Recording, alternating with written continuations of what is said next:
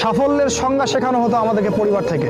সফল হতে হবে বাবা, নিজের পায়ে দাঁড়াতে হবে, বিয়ে করবি কি নিয়ে, তোর তো কিছুই নাই, চাকরি বাকরি করতে হবে, প্রতিষ্ঠিত হতে হবে। শোনো, সাফল্যের একটা সংজ্ঞা দিয়েছেন আল্লাহ কোরআনে, একটাই সংজ্ঞা।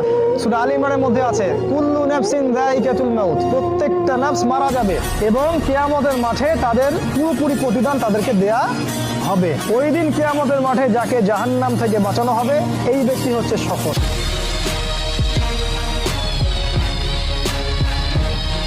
সাফল্যের সংজ্ঞা শেখানো হতো আমাদেরকে পরিবার থেকে। সফল হতে হবে বাবা, নিজের পায়ে দাঁড়াতে হবে, বিয়ে করবি কি নিয়ে, তোর তো কিছুই নাই, চাকরি বাকরি করতে হবে, প্রতিষ্ঠিত হতে হবে। শোনো, সাফল্যের একটা সংজ্ঞা দিয়েছেন আল্লাহ কোরআনে, একটাই সংজ্ঞা।